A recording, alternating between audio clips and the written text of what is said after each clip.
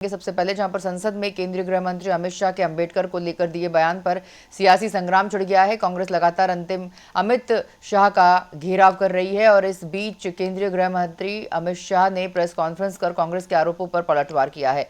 उन्होंने कहा है कि मेरे बयान को तोड़ मरोड़ कर पेश किया गया। पहले उन्होंने पीएम नरेंद्र मोदी के संपादित बयानों को सार्वजनिक किया था। जब चुनाव चल रहे थे तो मेरे बयान को एआई का उपयोग करके संपादित किया गया था। शाह ने यह भी कहा कि मैं मीडिया से भी अनुरोध करना चाहता हूं कि वह मेरा पूरा बयान जनता के सामने रखे। मैं उस पार्टी से हूं जो कभी भी अंबेडकर का अपमान नहीं कर सकती। भारतीय जनता पार्टी ने अंबेडकर के सिद्धांतों का प्रचार किया है। मित्रों, मैं आज जब आप सबके सामने उपस्थित हुआ हूं तब राज्यसभा में मेरे बयान को तोड़ मरोड़ कर पेश किया गया। मेरा मीडिया के सभी मित्रों से आग्रह है, कांग्रेस ने सार्वजनिक जीवन में जो पद्धति की है कि बयानों को तोड़ मरोड़ कर पेश करना, हो हल्ला मचाना और भ्रांति खड़ी करना।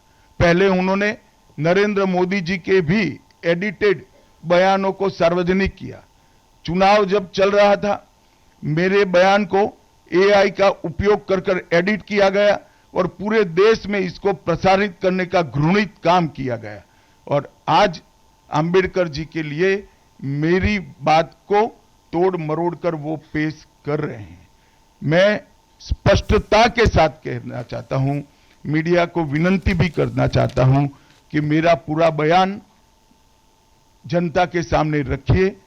मैं वो पार्टी से आता हूं जो पार्टी कभी अंबेडकर जी का अपमान नहीं कर सकती। पहले जनसंघ और फिर भारतीय जनता पार्टी ने हमेशा अंबेडकर जी के सिद्धांतों के आधार पर चलने का प्रयास किया है। जब जब भारतीय जनता पार्टी शासन में रही, अंबेडकर जी के सिद्धांतों का हमने प्रचार किया है, प्रसार किया है। आरक्षण को और मजबूत करने का काम भारतीय जनता पार्टी ने किया है। इन्होंने जिस प्रकार से आरक्षण को भी विरोध किया वो भी हम सब जानते हैं। पिछड़ा वर्ग आयोग, काका साहेब कालेलकर आयोग 53 में बना, 55 में रिपोर्ट आई, आज तक वो रिपोर्ट को लागू नहीं किया गया। 31 दिसंबर 1980 को मंडल आयोग बना, मंडल आयोग की रिपोर्ट आई। 80 में इंदिरा जी ने मंडल आयोग को ठंडे बस्ते में डाल दिया। 90 में जब गैर कांग्रेसी सरकार आई तब मंडल आयोग की रिपोर्ट लागू हुई।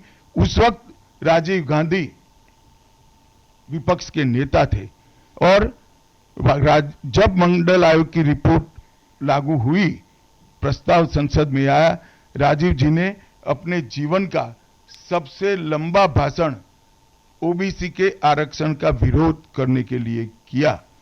आज मैं फिर से एक बार आग्रह के साथ मीडिया को बताना चाहता हूं, सच्चाई को जनता तक पहुंचाना चाहिए। मेरी पूरी बात बहुत स्पष्टता के साथ, कोई कंफ्यूजन के बगैर राज्यसभा के रिकॉर्ड पर है। आज भारतीय जनता पार्टी के सैकड़ों कार्यकर्ताओं ने ट्वीट कर भी इस सत्य को लोगों के बीच में पहुंचाया है। और जिन्होंने जीवन भर बाबा साहेब का अपमान किया, जिन्होंने जीवन भर बाबा साहब के सिद्धांतों को दरकिनार किया, जिन्होंने जब तक सत्ता में रहे बाबा साहब को भारत रत्न मिलने नहीं दिया, जिन्होंने जब तक सत्ता पर रहे आरक्षण के सिद्धांतों की धज्जियां उड़ाई, वो लोग आज बाबा साहेब आंबेडकर के नाम पे भ्रांति फैलाना चाहते हैं। मैं कांग्रेस के अध्यक्ष खरगे जी को भी कहना चाहता हूं, खरगे साहब, आपका तो कम से कम दायित्व तो बनता है, क्योंकि आप उस वर्ग से आते हो जो वर्ग के लिए बाबा साहब आंबेडकर जी ने पूरा जीवन समर्पित किया। आपने कम से कम कांग्रेस के एक कुत्सित प्रयास में सपोर्ट नहीं करना चाहिए था। मुझे बड़ा दुख है कि आप भी राहुल गांधी जी के दबाव में इसके अंदर शामिल हुए हो।